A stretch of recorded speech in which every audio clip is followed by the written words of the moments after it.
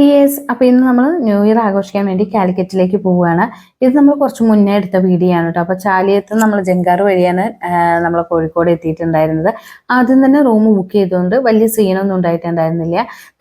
നമ്മളെ കടപ്പുറത്തിൻ്റെ അടുത്ത് തന്നെയായിരുന്നു കേട്ടോ, ബീച്ചിൻ്റെ അടുത്ത് തന്നെയാണ് നമ്മൾ റൂമൊക്കെ ബുക്ക് ചെയ്തിട്ടുണ്ടായിരുന്നത്. അവസാന നിമിഷത്തിൽ നമ്മൾ റൂം ബുക്ക് ചെയ്യുകയാണെന്നുണ്ടെങ്കിൽ കിട്ടാനൊക്കെ കുറച്ച് ബുദ്ധിമുട്ടായിരുന്നു.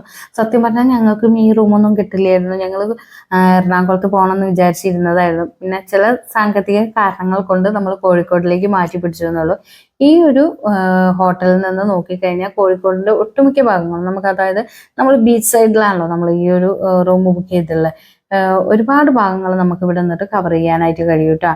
അപ്പോൾ നല്ല രസമുണ്ടായിരുന്നു ഇവിടുത്തെ ബാൽക്കണിയിൽ ഇരുന്നിട്ട് നമുക്ക് ഈ കോഴിക്കോടിന്റെ വ്യൂ നന്നായി ആസ്വദിക്കാൻ കഴിഞ്ഞത്. പിന്നെ നമ്മൾ നേരെ ചെക്ക് ഇൻ ചെയ്തതിന് ശേഷം ബീച്ചിലേക്ക് പോവുകയാണ് ചെയ്തത്. അവിടെ വെച്ച് നമ്മൾ അവിടെ ചായയൊക്കെ കുടിച്ചു. പിന്നെ നമ്മൾ കോളിഫ്ലവർ പൊരിച്ചത്, അങ്ങനെ അല്ലറ ചില്ലറ സാധനങ്ങളൊക്കെ നമ്മൾ ഓർഡർ ചെയ്തിട്ടുണ്ടായിരുന്നു. കോഴിക്കോട് ന്യൂ ഇയറിൻ്റെ തലേന്ന് നല്ല തിരക്കാണ്. ന്യൂ ഇയറിൻ്റെ തലേന്നൊന്നല്ല, കാലിക്കറ്റ് ബീച്ച് എപ്പോഴും തിരക്കിൽ തന്നെയാണ്.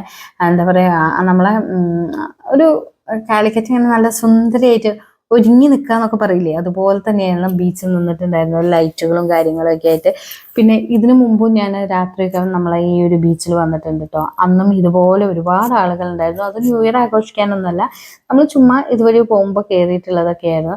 പിന്നെ ഇവിടെ ഒട്ടക സവാരിയൊക്കെ ഉണ്ട്. അതൊക്കെ പിള്ളേർക്ക് പേടിയായതുകൊണ്ട് ഞങ്ങൾ അതിലൊന്നും കയറില്ല. നമ്മൾ ഇവിടുത്തെ കാറ്റും തിരയും ഒക്കെ നന്നായിട്ട് ആസ്വദിച്ച് നിൽക്കുകയായിരുന്നു ചെയ്തിട്ടുണ്ടായിരുന്നത്.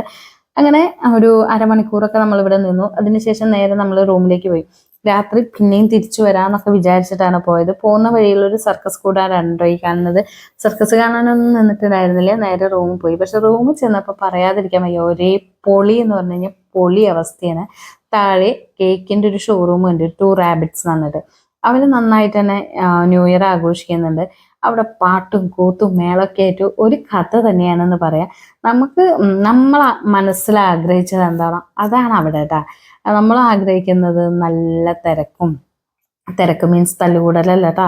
നമ്മൾ ഇതുപോലെ ആഘോഷങ്ങളും ആളുകളും ബഹളങ്ങളും ഒക്കെ ആയിട്ടുള്ള ഒരു അന്തരീക്ഷമാണല്ലോ ന്യൂ ഇയറിന് വേണ്ടിയിട്ട് ആഗ്രഹിക്കുന്നത്. അത് തന്നെയാണ് അവിടെ അവർ അറേഞ്ച് ചെയ്തിട്ടുണ്ടായിരുന്നുള്ളത്.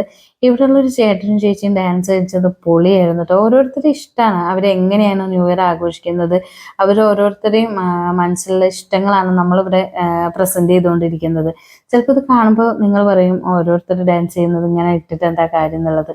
നമ്മളും അവരും ഒരുപാട് എൻജോയ് ചെയ്തിട്ടാണ് ഈ ഒരു വീഡിയോ എടുക്കുന്നതും അവർ ഡാൻസ് കളിക്കുന്നതൊക്കെ. പിന്നെ നാളെ മറ്റുള്ളവർ എന്ത് കരുതും എന്ന് വിചാരിച്ച് നമുക്ക് ജീവിക്കാനൊന്നും കഴിയില്ല. കാരണം നമ്മളെ സന്തോഷങ്ങളും നമ്മളെ ദുഃഖങ്ങളും ഒക്കെ നമ്മളുടെ മാത്രമാണ്. നമ്മൾ ഒരുപാട് സന്തോഷിച്ചു എന്ന് കരുതിയതും തൊട്ടടുത്തിരിക്കുന്ന ആൾ സന്തോഷിച്ചോളണം എന്നില്ല.